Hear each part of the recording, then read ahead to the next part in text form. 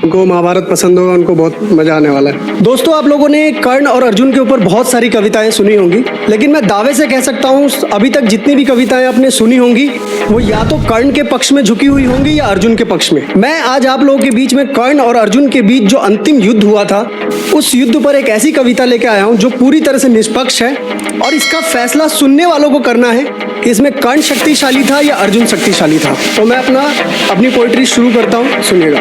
आज एक दूसरे के सामने है पार्थ कर्ण, आज दोनों क्षत्रिय है, ना है कोई जात वर्ण।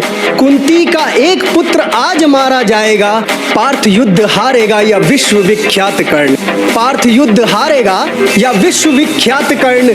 बात होगी बाणों से बाजुओं की है परीक्षा, प्राण लेने देने की ही क्षत्रिय लेते हैं शिक्षा। सच जानकर है खड़ा लेके कई जज्बात कर्ण, इस एक दिन के इंतजार में जागा है कई रात कर्ण। इस एक दिन के इंतजार में जागा है कई रात कर्ण। तो एक तरफ पार्थ है जो विश्व में विख्यात है, किसी देश का भले न हो पर युद्ध का सम्राट है।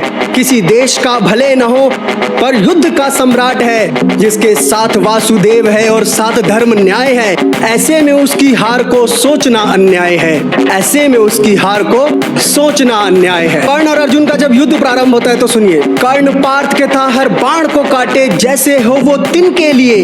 कर्ण ने सारे अस्त्र रखे थे केवल आज के दिन के लिए। कर्ण ने सारे अस्त्र रखे थे केवल आज के दिन के लिए।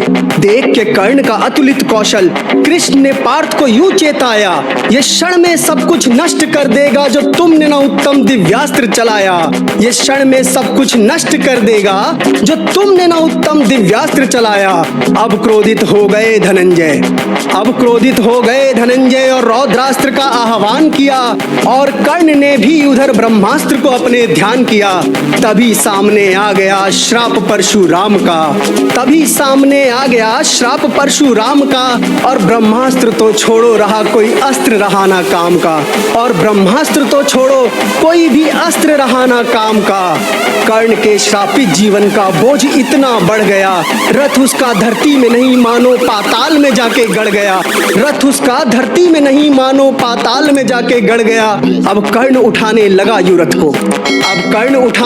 युरथ को, अपने श्रापित उस किस्मत को।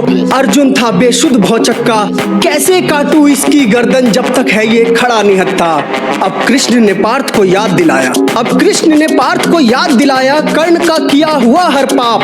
अभिमन्यु वध में कर्ण था शामिल, और द्रौपदी चीर हरण का